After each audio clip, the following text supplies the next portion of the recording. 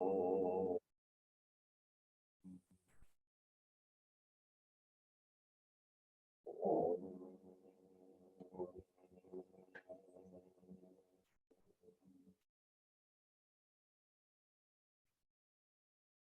Gurur Brahma, Gurur Vishnu, Guru Devo Maheshwara, Gurureva Param Brahma, Tasmai Shri Gurave Namaha.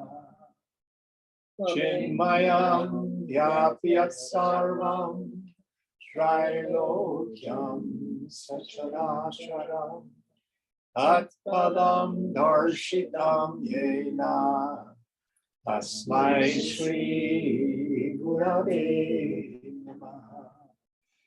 Tvameva Mata cha Pita Tvameva Tvameva Bandhusya Sakha Tvameva Tvameva Vidya Dravinam Tvameva Tvameva Sarvam Mama Deva Deva Tvameva Sarvam Mama Deva Deva.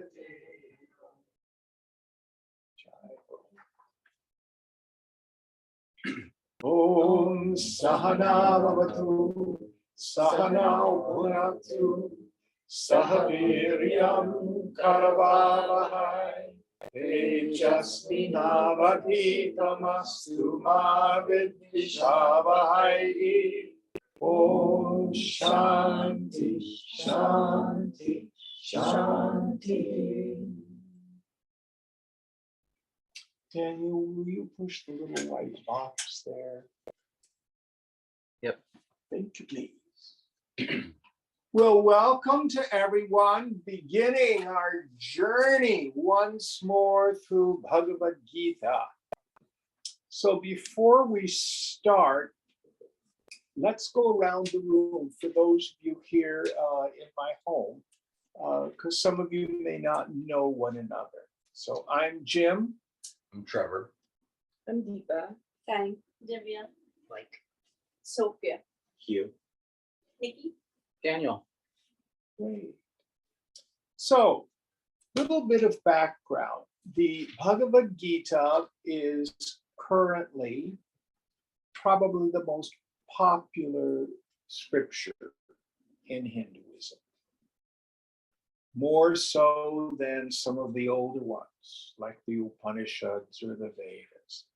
Everybody knows about it. The characters in it are well known to most Indians. In this first chapter, we'll have lots of names. And for those of us who are Westerners, you have to understand that it's like if I were to say Princess Leia, Luke Skywalker, Darth Vader, would you need any explanation for these people? No. Likewise. That's our common 20th, 21st century mythology. It's our current epic, is Star Wars. But for Indians, most people are raised with these stories and these characters and comic books and cartoons and films. So they're very, very well known. So for those of us for whom the background stories are not as familiar, just be patient as we go through these sections. So Gita means song, Bhagwan means of the Lord, so song of the Lord. So Lord Krishna sings this song, it's poetry, to Arjuna, who is the general of the Pandava army. And this all takes place in the midst of a fratricidal war, fratricidal civil war. So it is right in the middle of a larger poem called the Mahabharata, one of India's great epics. That and the Ramayana, they're kind of comparable to like the Iliad and the Odyssey for the Greeks. They're cultural epics. Probably Bronze Age. A lot of the Indo-Europeans tended to bring forth these great epics. Some scholars think Gita was written at the time of the larger poem Mahabharata. Others think it's an interpolation that came later. Doesn't matter. But the story proceeds along and then it stops. There's no furtherance of the plot for the Gita and then continues. So it certainly is a parenthesis for this. How old is it? Nobody knows. We actually, with modern archaeology, have found ancient Dwarka, which is off the coast of northwestern India, almost by near Pakistan, out in the sea, 40 feet below the water. And I think they dated to something like 1500 BCE or earlier. Maybe it's earlier. Anybody read up on the archaeological excavations of Dwarka? Anybody online? Do you know anything about it, Uday or Shweta? No. But anyway, we found it. So we have reasonable evidence that Krishna was a historical figure. We don't know. We don't know. But there's certainly some archaeological evidence that the city that he was supposed to rule existed. So what's going on in the framework for this story? So you've got this one family, the Bharata, and there are two branches to it. There's the Kauravas and there's the Pandavas. And before Gita starts, there's some dice games going on. Unfortunately, Yudhishthira, who's Arjuna's older brother, who is the rightful king, has a gambling problem. And he never made it to Gamblers Anonymous. And so he keeps losing in the dice game with the other family, the other side of the family, the Kauravas. And then this precipitates adventures. They say, okay, you guys could be stewards of the country. We'll go off and have adventures and come back, and then we'll take our rightful place as rulers. So the Kauravas place the blind king Dhritarashtra on the throne. Now, there's nothing wrong with physical disability. However, Dhritarashtra's blindness is a metaphor. It's his unwillingness to see what's right action, what's true. And so he wants his own son, Duryodhana, to be king. So this sets up the civil war. Part of the problem, the Kauravas are slime balls a bit. So it's not just like the War of the Roses in England, one side of the family against another side of the family. The Pandavas are there to establish righteousness. It's the duty of Kshatriyas, the warrior caste, to preserve righteousness, justice. So what caste were the other ones? Karmas. Kauravas are also Kshatriyas. And they're just not following their duty. They're not following their duty. Now, this also sets up another very interesting value of Gita. Swamiji used to say the Bhagavad Gita is the scripture for the man of knowledge downtown.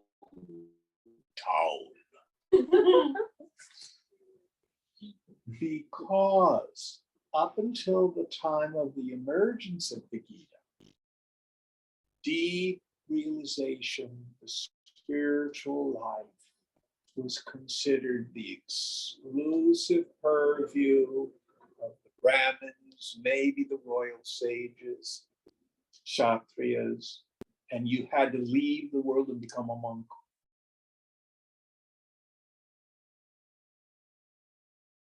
But Arjuna is a man of action in the world.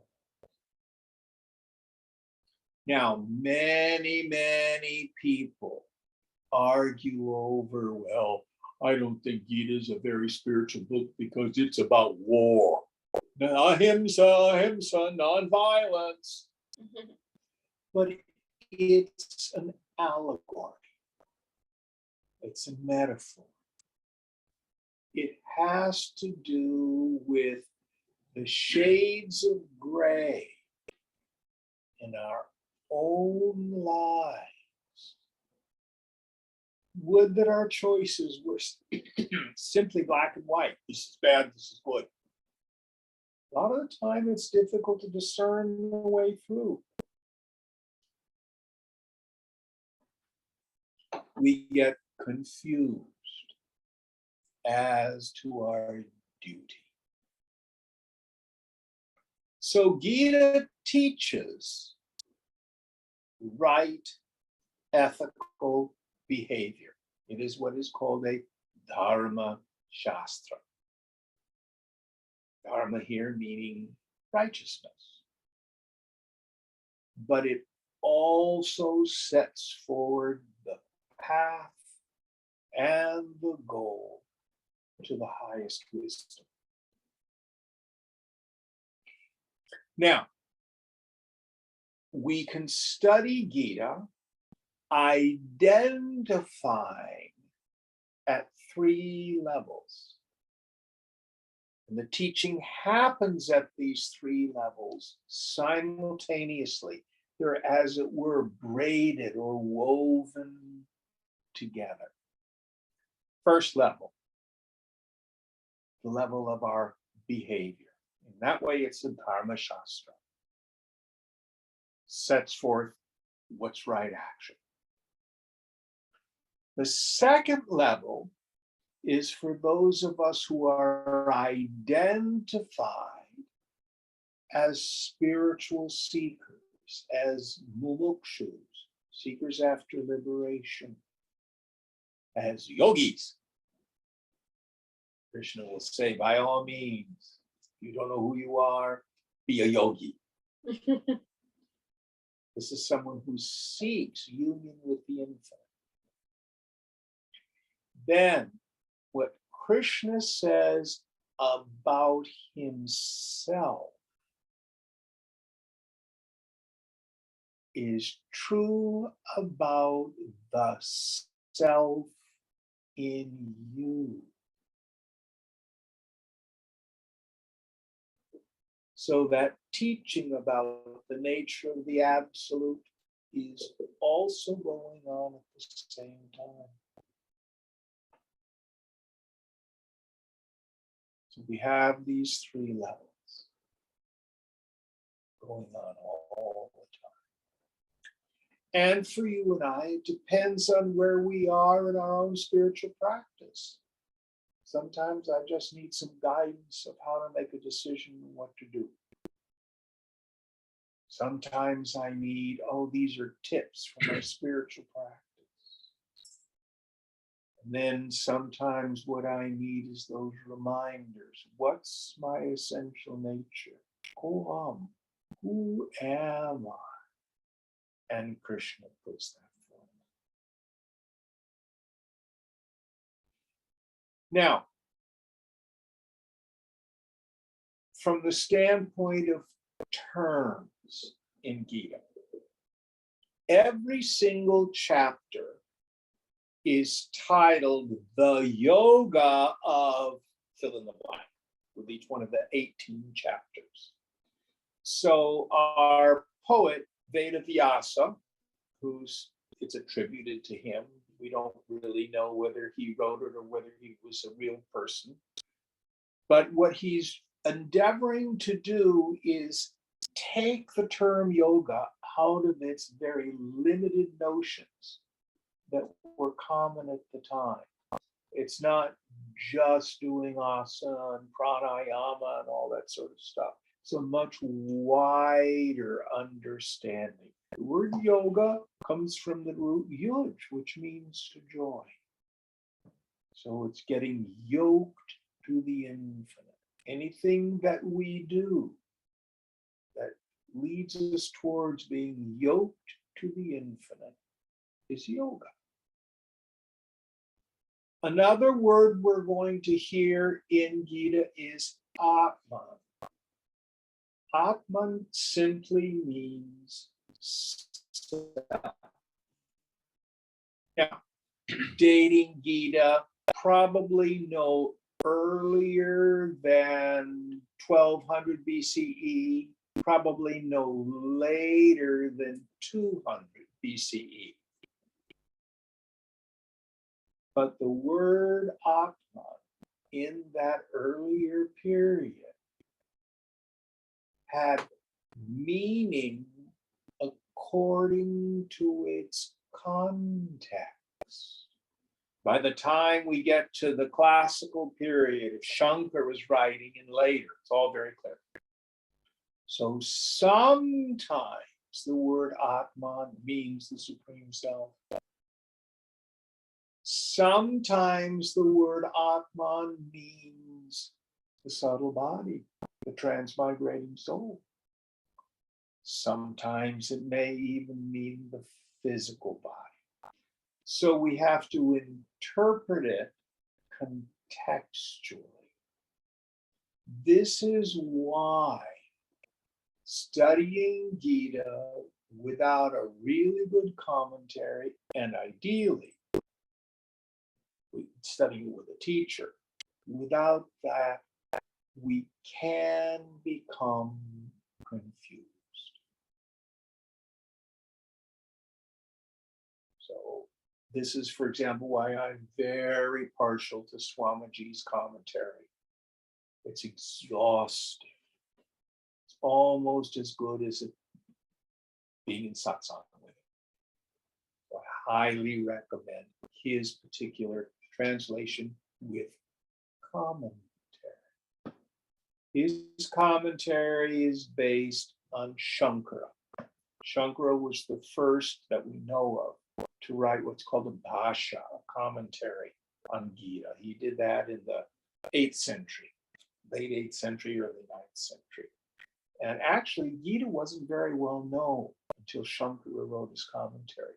Then it immediately burst into popularity after that. Why was this book the one that got selected by the masses? Say again? Why did Gita become the one that got selected by the masses to be adopted? Because it's fabulous. It just wasn't well known. We didn't have the internet in those days. It wasn't well circulated. We don't have a lot of extra textual reference to it prior to Shankara. So the other textbooks are maybe not as Like the Vedas. The Yes. Vedas have been around forever. And the Upanishads is part of Vedas. They've been around forever. And people have known about them, they've revered them, etc. But if you go back to the Vedic period, well, that's a little too early. It just wasn't as well known. It wasn't as well known. who wrote the Gita? Another, sorry, I was just saying Let me another answer her question. Well, let me do Shweta first, then I'll get to yours. Shweta, what's your question? Not question. I was just commenting about this discussion. Why did the Gita become so popular? In my humble opinion, it could also be because scene in which it is set is something that everybody identifies with. This, in the Excellent. battlefield. Very good point. Because I think the other good books are really good too. It's Pardon just- me? The other books you've read to us are also very They're good. very good, but they're very different. Yeah. They're very different in style. Now, who wrote the Gita? It is attributed to Vyasa, or sometimes known as Veda Vyasa, the fellow who compiled the Vedas. Although, if you do a linguistic analysis, it's not Vedic Sanskrit. So it's at least 500 or 600 years after the Vedas, stylistically, maybe even 1,000 years. We don't know. We don't know. Is it very consistent? Like it feels like it's all being written by one person? It is incredibly consistent. Okay. It is incredibly consistent. And from the standpoint of the poetry itself, it is linguistically consistent with the rest of the Mahabharata, which is why I think it was written about the same time. Okay, so that's some kind of academic context for the work. Now, our first chapter is, what's the word I want to use? Please don't eat chocolate during class. Oh, okay. I'll put it away for after class. Yeah.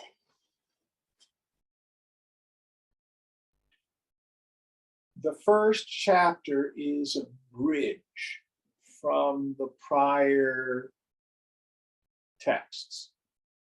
So it kind of is liminal, I think is the best word to use. It's a bridge between the two. So we are going to set up the scene. The scene here is in the palace.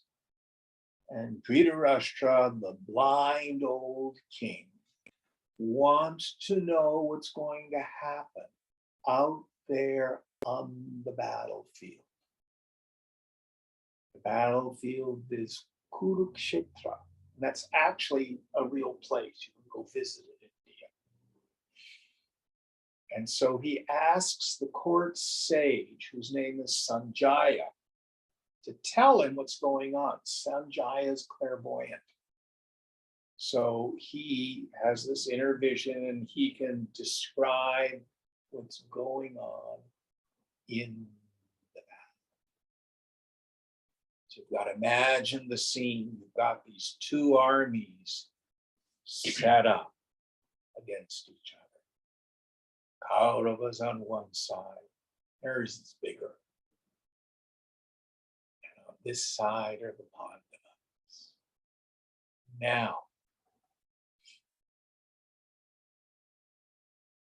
Arjuna, who's the central character here, the general. He's kind of the General Milley of his day. Isn't that the chief of the military in the US now? Well, it would be like Jesus being General Milley's Jeep driver.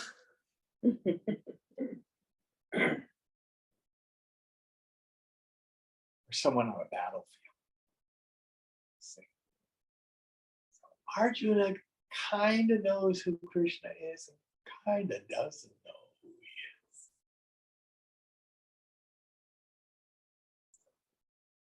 Pandavas have got a secret weapon, the Lord himself. So you got these two armies facing each other. And then we're going to find that Arjuna's going to say to Krishna, drive my chariot between the two armies and let me scope them out. I'm doing recon. Find out who it is we're going to find. So that's pretty much what's happening.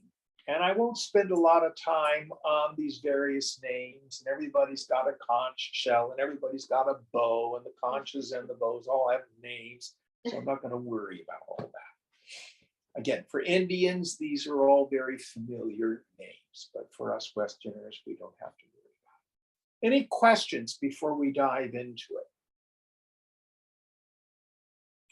All right, Deepa Ji, help us out. Happy to. Just let me share the screen.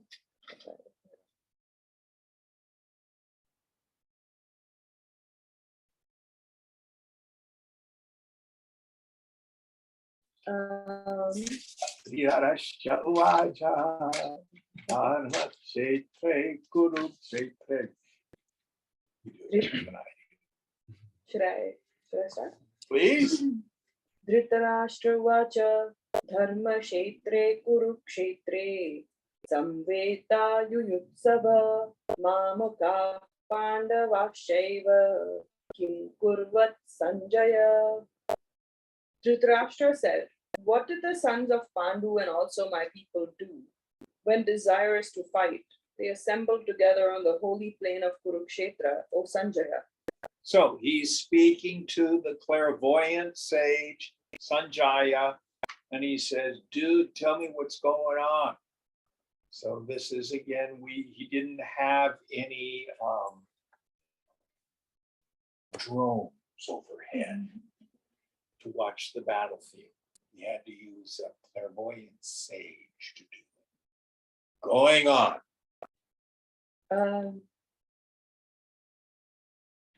Sanjaya Vacha Drishtva tu Pandavanikam Vyudham Duryodhanastada Acharya Mupasanyamya Raja Vachanam Prabhit. Sanjaya said, having seen the army of the Pandavas drawn up in battle array, King Duryodhana then approached his teacher Drona and spoke these words. Okay, so the first fellow, we have two names here, Duryodhana. He is Dhritarashtra's son. He's the one who's crowned himself king, not rightfully so. And then we have Drona. Drona was their archery teacher. Now, Drona was also Arjuna's archery teacher, his guru. So let's see if we can draw a parallel.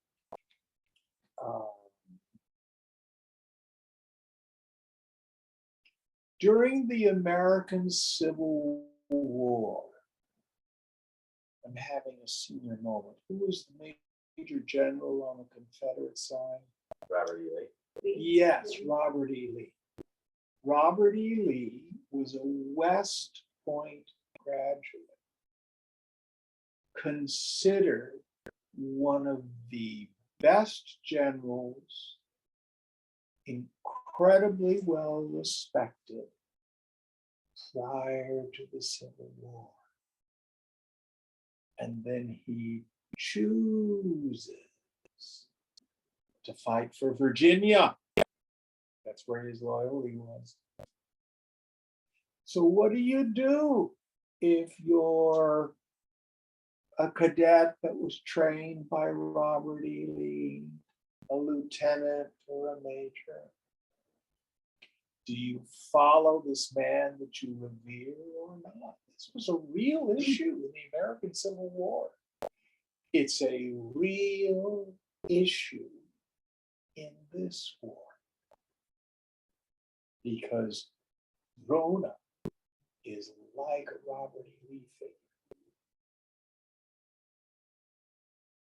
So you're catching the tensions and the emotional conflicts and the loyalties that people are having. So next verse.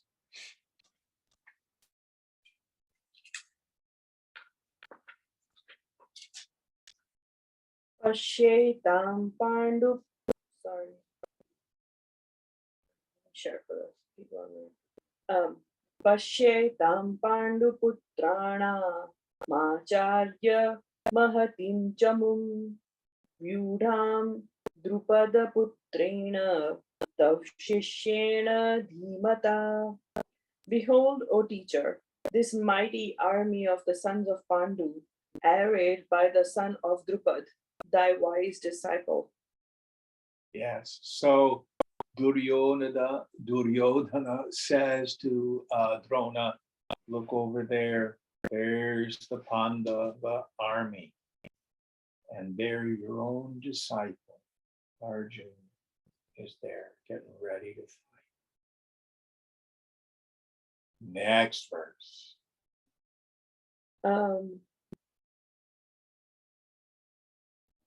Atra shura maheshwasa bhimarjuna samayudhi yuyudhano viratascha drupadascha maharatah.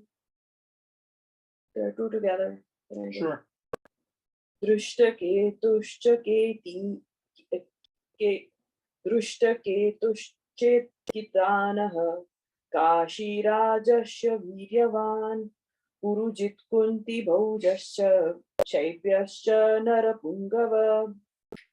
Here are the heroes, mighty archers, equal in battle to Bhima and Arjuna, Yuyudhana, Virata, and Drupad, each commanding 11,000 archers.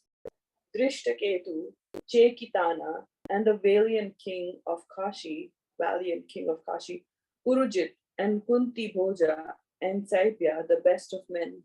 So here he's listing the people arranged on their side. Bhima, now forget, is Bhima on the Pandava side or the Kaurava side? Kaurava side. I thought so, yeah. So this is the list of all the people who were fighting for the Kauravas. Bhima is this really strong, super revered warrior. We don't need to know these names. He's just saying these are the people who are commanding the battalions, getting ready to fight. Going on. Kim, I think you mean Bhishma. Jim, yeah. There's Bhima is Bhishma. Arjuna's brother. Yeah, Bhima is Arjuna's brother.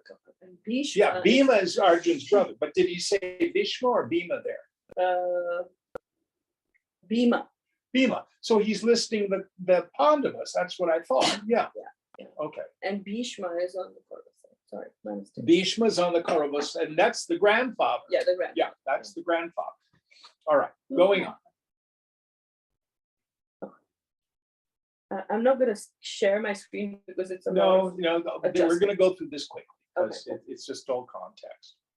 So, Yudha Manyu. Okay, again, two together. That's fine. Yudha Manyuscha Vikranta Uttamojascha Viryavan Saubhadro Draupadeyascha Sarva Eva Maharatha Asmakam Tu Vishishtaye Tani Bodha Dvijottama Nayaka Mama Sainyasya Samyartha Tambra Bhimite. The strong Yudhamanyu and the brave Uttamojas, the son of Subhadra, and the sons of Draupadi, all of them divisional commanders, know also, O best among the twice born, the names of those who are the most distinguished amongst ourselves, the leaders of my army.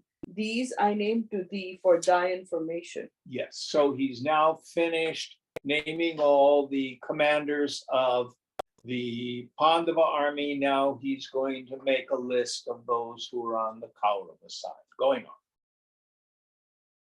Bhavan Bhishmascha Karnascha Kripascha Samitinjaya Ashwathama Vikarnascha Somadattistatthaivacha. Yourself and Bhishma and Karna and also Kripa, the victorious in war, Ashwathama, Vikarna, and also the son of Somadatta.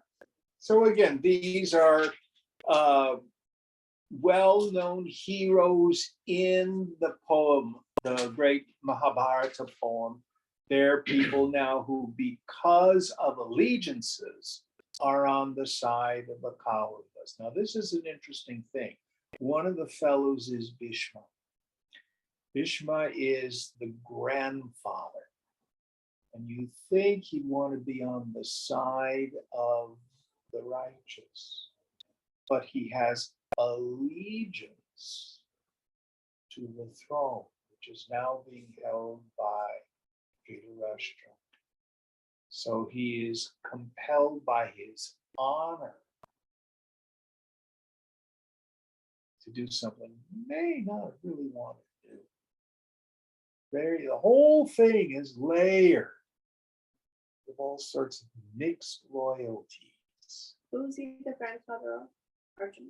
Both the families. Both families, Mm. both families, yeah. And the families are fighting each other. Yes, they're cousins fighting each other. Okay. Cousins fighting each other. What are they fighting about? Who's going to be who gets to rule the kingdom? It's a civil war. The closest thing we have in Western history in some ways is the War of the Roses. You know, in English history? I'm not familiar. Okay, you don't know that. But it would be these two families, who gets to rule? Well, the Pandavas are the rightful rulers, but Yudhishthira, the rightful king, lost this dice game. And when he came back and said, okay, give me the kingdom back, Duryodhana says, nuts to you. You're a crappy king. You shouldn't have lost the kingdom, and I'm keeping it. So that's what precipitates the war. Jim, just a random question here. Like, why is it righteous if he lost? It was his fault that he lost the gambling. The Kauravas didn't keep their agreement. The What was the- agreement was Yudhishthira could come back after, 7 years, Oh, I see. and get the kingdom back. Okay. And they didn't do it. They Okay. didn't. Got it. It would be like Kevin McCarthy said to all these 20 people, you can be on this committee and you can be on that committee. And then they pass the rules. And then he says, well, now that I'm speaker, bam, no, you don't get to be on that committee. I see. Yeah, but Also- you made a deal. Would be like Also, a small addition to that is that they did not even ask for the whole kingdom back. So Krishna himself went to the Kaurava side and said that just give 5 villages to the Pandavas after 12 years of exile, and they refused to give even 5 villages. yes. Yeah. So the Kauravas, they become exemplars of power, of dishonesty, etc. So that's why it becomes what's it called, a Dharma Yadha? Is that the word for a righteous war? Dharma Yudh. Dharma Yudha, that's what it is. Yeah, a righteous war. You see. But it's shades of gray. It's shades of gray. I mean, the Yudhishthira does not behave well. I mean, what would you think if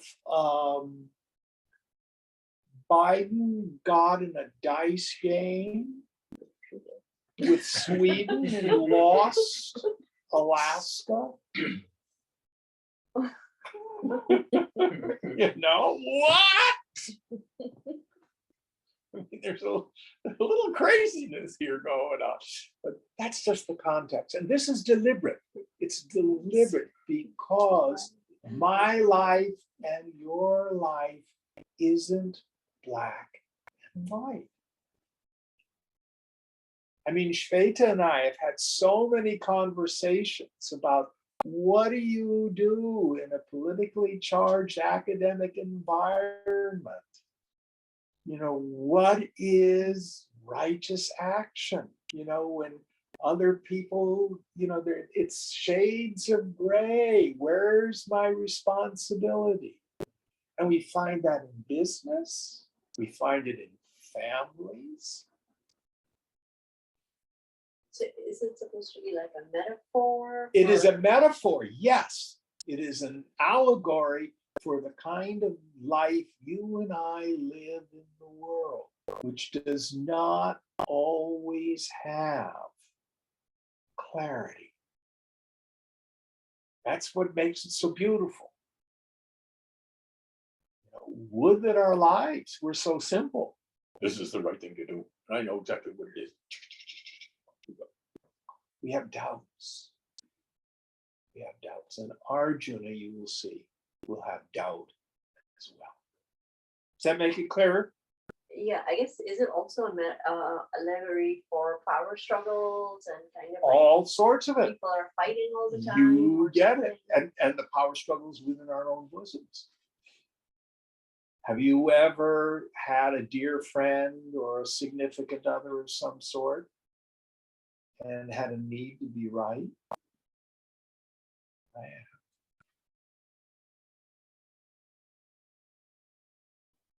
Anybody here never had a power struggle? So it's the human condition is what it's about. Does that make it clearer? Yeah. Jim, can I also add another historical tidbit? Please. The dice game was the where he gambled away the kingdom, was in fact a setup that the Kauravas had set up because they wanted to win the kingdom and the dice were loaded. Yeah, it was dishonest. Yes. Yeah. So I mean, they enticed him into the game and then insulted him enough that, out of a sense of shame, honor, and obviously his gambling problem, he gambled away ego. not just He the had kingdom. ego stuff too. Yeah, he also gambled away his wife, which was what started the war. Apparently, was Draupadi who said, "I wanted to wash my hair with the blood of the Kauravas before I'll dye it." So who said this? This is all Historical context. this is all about the what happens in the poem before we get to the Gita. But the main point for all of us, whether we're Indians or whether we're Westerners or non-Indians, maybe that's better, is to understand is the context for Gita, what makes it so wonderful and unique is this war, this battle of Kurukshetra is what takes place in each one of our hearts. And it's about conflict, not knowing what to do, not being able to make the right decisions. And there's a Duryodhana inside each of us, and there's a Yudhishthira inside each of us, and there's a Krishna inside each of us. All these are, think of it like a Jungian analysis. All of these are dimensions of our own psyche. Does that make it clear? All right, going on. I want to try to get through this section because it's boring. Anye cha bahava shura madarte tyakta jivitaha nana shastra praharnaha sarve yuddha visharada. And many other heroes also who are determined to give up their lives for my sake, armed with various weapons and missiles, all well skilled in battle. So we get a little bit of an insight into Duryodhana. There's a little bit of Trumpism there. It's not about fighting for the kingdom. It's about fighting for me. Give up their lives for my sake. You see again, these adharmic attitudes going on. Next verse. Aparyaptam tadasmakam balam bhishma bhirakshitam paryaptam tvidametesham balam bhima bhirakshitam. This army of ours defended by Bhishma is insufficient, whereas that army of theirs defended by Bhima is sufficient. Or this army of ours protected by Bhishma is unlimited, whereas that army of theirs protected by Bhima is limited. So what he's basically saying, there are two different ways to Sanskrit. That's why there's two alternatives here. He's basically saying our army is bigger and stronger, their army is smaller. Now, even today in 2023, we have a second largest army in the world called the Russian army, fighting a much smaller army called the Ukrainian army. Point here, just having a big army doesn't necessarily guarantee victory. Going on. अयनेषु च सर्वेषु यथा भागमवस्थिता भीष्ममेवाभिरक्षन्तु भवन्तः सर्व एव हि. Therefore do you all, stationed in your respective positions in the several divisions of the army, protect Bhishma alone. So the idea here is the ultimate commander-in-chief in a Bronze Age army would have a banner, and as long as their banner was up there, and people knew that the leader was okay. So then you had all these people around Bhishma because he's the grandsire. So make sure nothing happens to him because he's going into battle as well. Protect the king kind of idea. Next one. Tasya samjanayan harsham kuruvritta pitamaha simhanadam vinadyoche shankham dadmau pratapavan. His glorious grandsire Bhishma, the oldest of the Kauravas, in order to cheer Duryodhana, now sounded aloud a lion's roar and blew his conch. Yes, Sinha, a lion. Lion's roar. So he shouts, and then just like if you watch like the British royal stuff, they've got all these bagpipes that go marching around everywhere. Have you ever noticed that? Well, the bagpipe was originally used by the Scots in battle to terrify the enemy. The conch is the same. So Bhishma gives a big roar, and then toot, he blows his conch to make a sound to terrify the enemy. And all these conches have names, which is not important. Going on.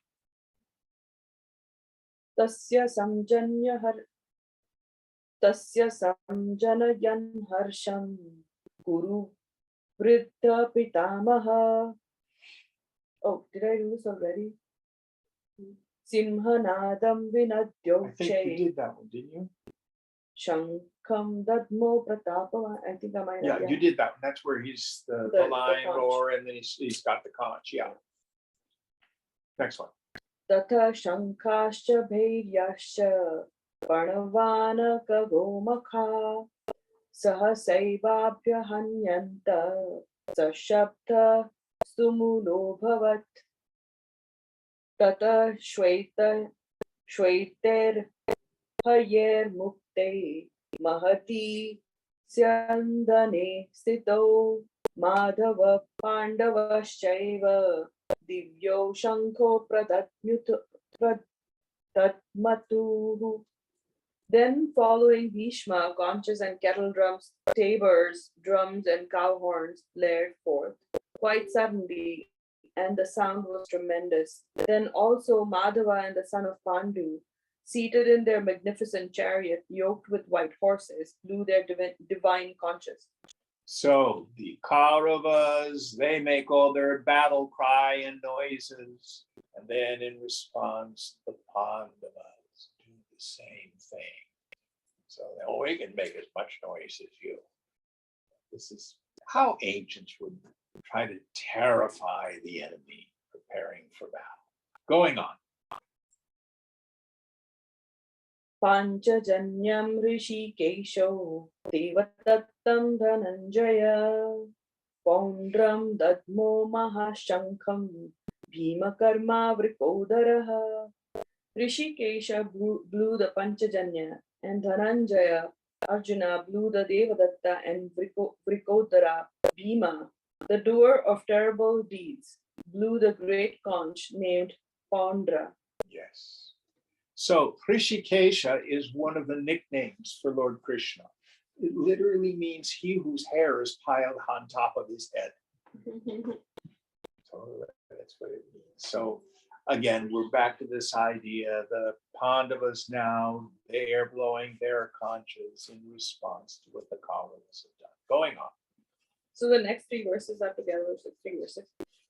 Ananta Vijayam Raja Kunti Putro Yudhishthiraha Nakula Sahadevascha Sughosha Mani Pushpako Kashayascha Parameshwasa Shikhandi cha Maharataha Drushtadhyumno Viratascha Satyakischa Parajitaha Drupado Draupadeyascha Sarvasha Prithivipate Saubhadrashcha Mahabahu Shankan Dadmu Prithaka.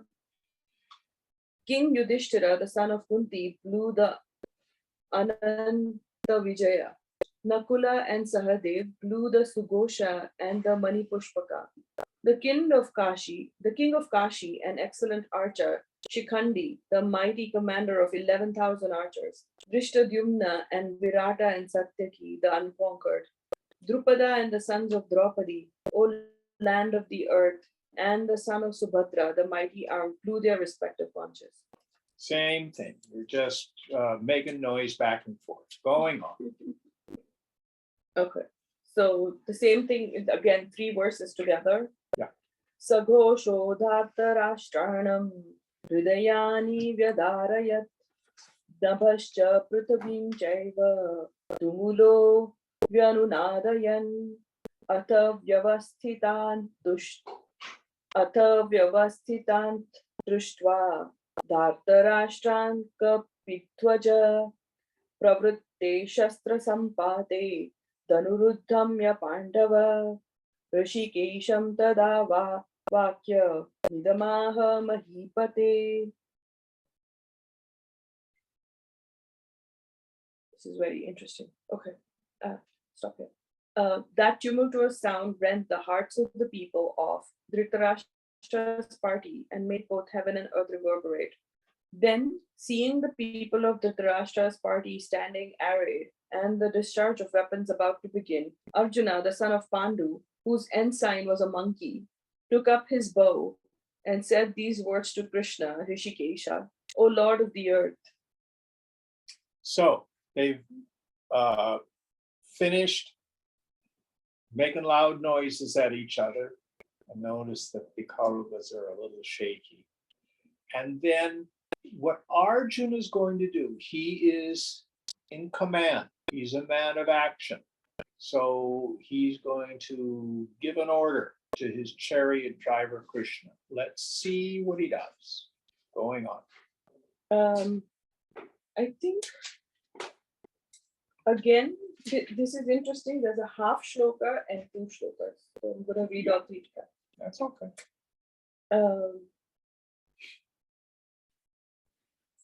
Arjuna Vacha Senayo Rubhayor Madhye Ratham Stapaya Mechuta Yavadetan Niriksheham Yodhukamana Vyasitan Kairmaya Saha Yodhavya Masmin Rana Samudhyame Yotyamanane Viksheham Ya etetra samagataha Dhartarashtrasya durbudhye Yudhe priya chikirshava Kirshava. Arjuna said, in the midst of the 2 armies, place my chariot, O Achyuta, that I may behold those who stand here desirous of fighting, and on the eve of this battle, let me know with whom I must fight. For I desire to observe those who are assembled here for the fight, wishing to please in battle the evil-minded sons of Dhritarashtra. Yes. So Arjuna says to Krishna, his charioteer, his jeep driver, take me between the two armies so I can do recon. I want to see who I'm fighting against. Now, a very interesting psychological shift happens here. Frequently, we hear sociologists talk about what needs to happen in this human psyche for people to be able to commit violence against other people. The term you hear is otherizing them. You've got to make them almost non-human. They are not us. They are not like us. They're not people, they're its. We need to otherize them. This is something that is common in the field of warfare because we really don't want to commit murder. It's not what we really want to do spiritually. Now, Arjuna's done something kind of unusual here. He's told Krishna to drive the chariot close up so he can see who in fact he's fighting. Before that, there's a division there, and there's a legion here. But now all of a sudden, he's seeing the people. Watch what happens to his mind once he sees these people. You understand what I'm getting at? They're not as other as they were before. Going on. Again, two verses together. Sanjay Vacha Eva Mukto Rishikesho Gudakeshena Bharata Sena Ro Rubhayo Marthe Sthapayitva Rathottamam Bhishma Drona Pramukhataha Sarvesham cha Mahikshitam Uvacha Partha Pashyetan Samavetan Kuruniti. Sanjaya said, "Thus addressed by Gudakesha, O Bharata, Rishikesha, having stationed the best of chariots between the two armies, in front of Bhishma and Drona, and all the rulers of the earth, he said, O Partha, behold these Kurus gathered together." Yes. So here begins the teaching. The first thing Krishna says to Arjuna, look.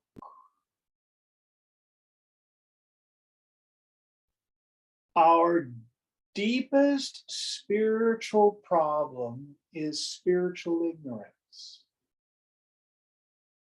I do not know what's going on in my own mind.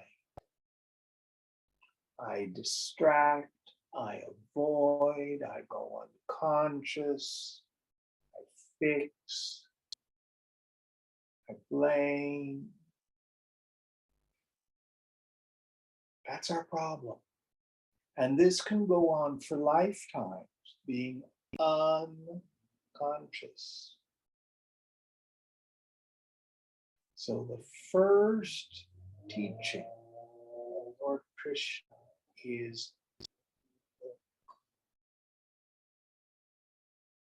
now, Fang, I'm gonna use you as an example. You just went on a 10-day meditation retreat. Basically, another way to say what you did is sit there and look at your mind. Isn't that what happened? Yeah. Yeah.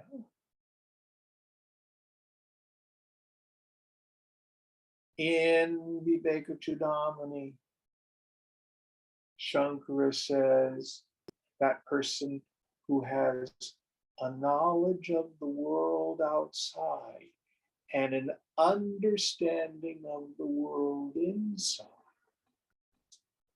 is fit for Brahmavidya, for knowledge of the infinite. We have to have some understanding of the world and of our own psychology. Makes us tick. What triggers me? What are my issues? And as long as I stay unconscious and I live my life in blame, no hope of any happiness. So it's at this point I want to give you one of the most important practices we can take on as yogis. If I am disturbed, no matter the cause, I am the one with the klesha, the affliction, the dosha, the defect. Now notice I did not say that the world is right and I'm wrong. The world and its people are oftentimes quite wrong.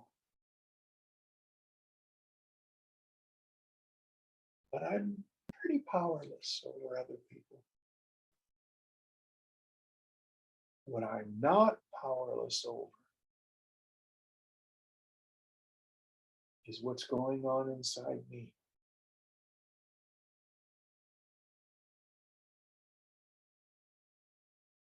Let me give a real live example. We were joking and funny. So Divya before class, she was looking for milk chocolates and all there were dark chocolates. Did you notice what was going on in your mind when your expectation wasn't met? What? Just had a desire that was unfulfilled. Yeah. And what's the first thing your mind did? Jim, you need to buy different chocolates. See? You see what your mind did? So look at these armies arrayed.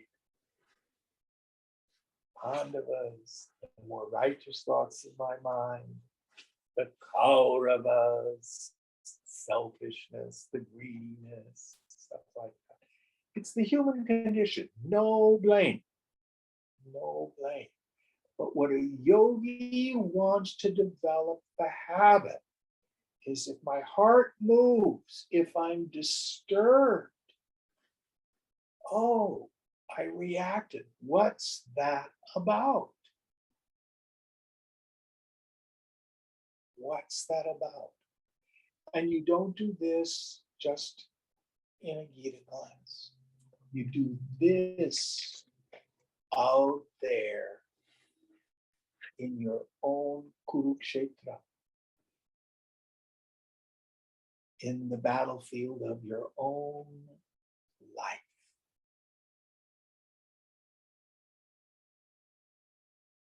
Be woke. Be woke AF. That's what Krishna is saying. This is the first teaching of the Gita. Jim, question about that.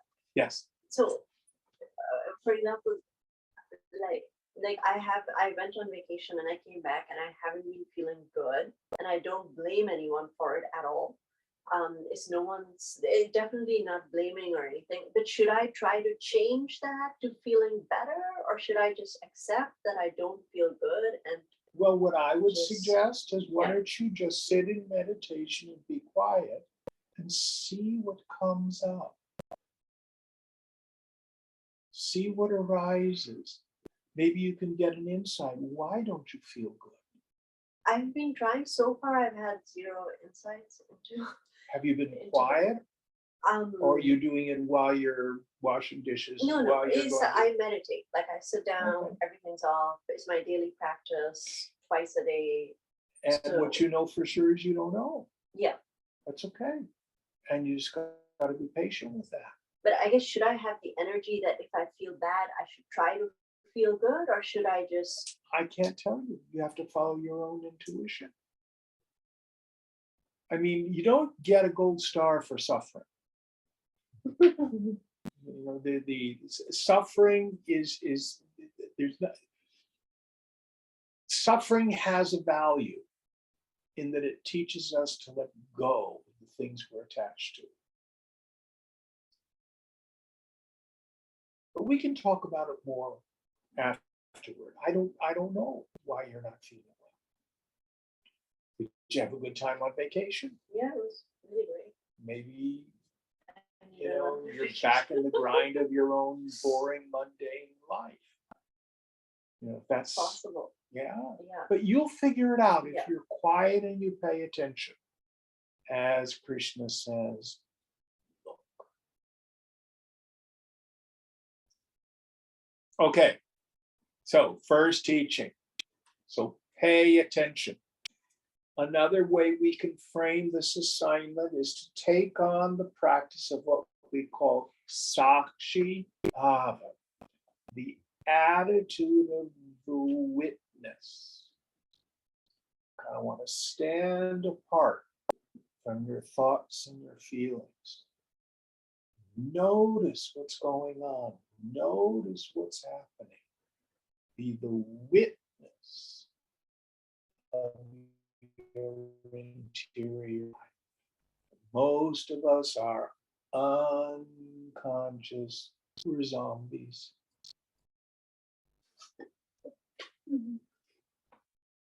That's what we do. It's the way most people out there live.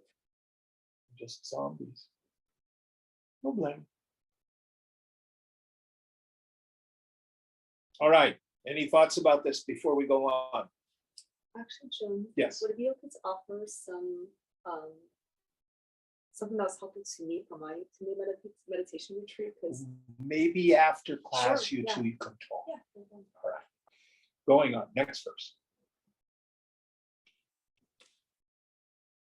2 verses again. Yes. Tatra pashyasithatan.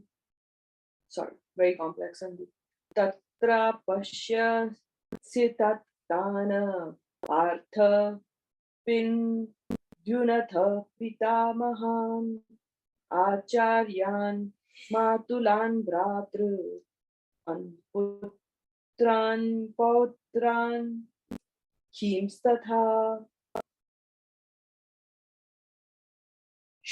Shwashuran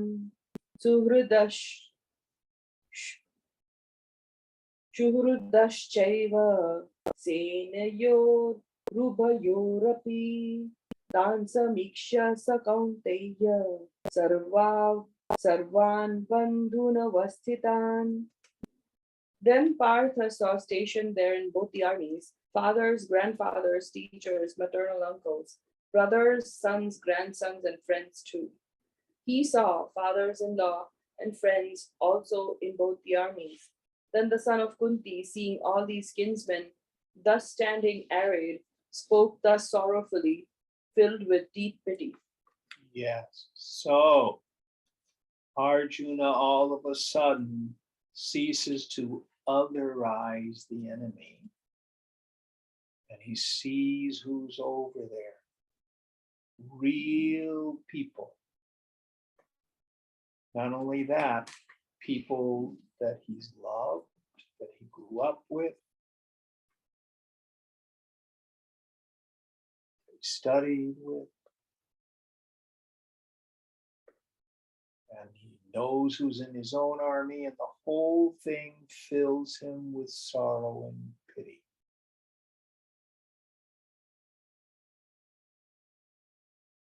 Let me tell you a true story. We're going back 38 years now.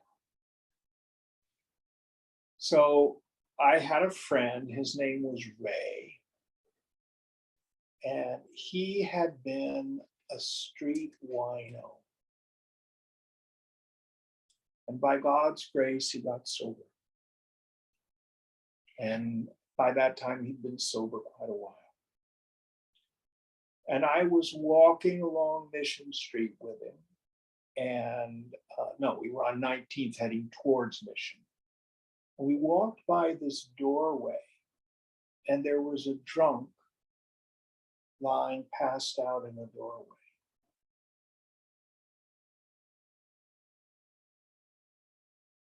Psychologically, I just kept walking. But Ray didn't. He stopped and he knelt down and shook the guy and said, "Are you okay? Do you need anything?" The guy was very drunk. Ray got up and left. But what I was so humbled by is that he didn't otherize the wino. He was still a valuable human being. He had dignity. He deserved to be treated with dignity.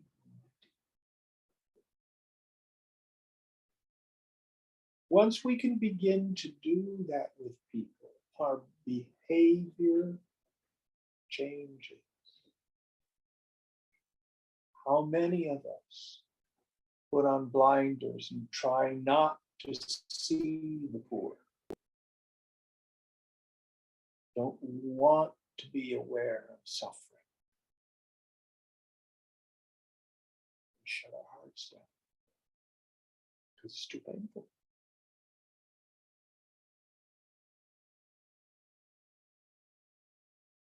So Arjuna is confronting the fact that his dharma says your job's a general, you got to fight this war. And all of a sudden, he's aware these are not only people, these are my relatives. They may be screwballs.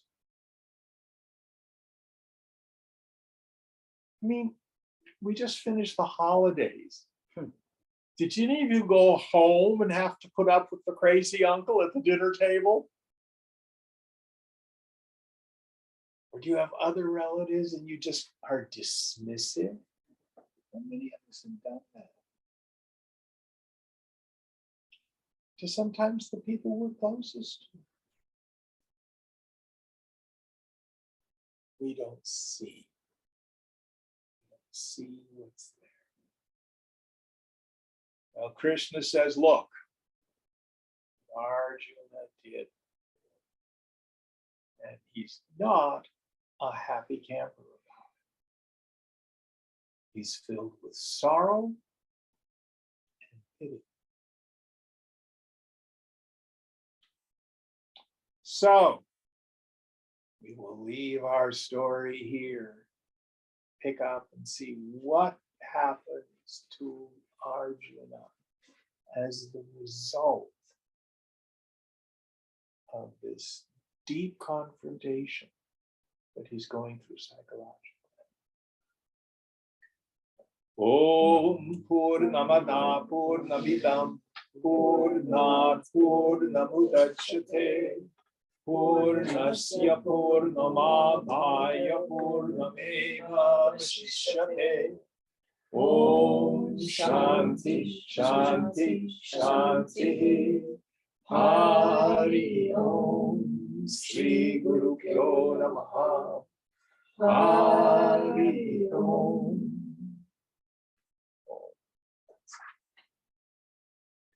What verse are we on for next week? 26. 23. All right. 26. 26. Thank you all. Thank you, Jim.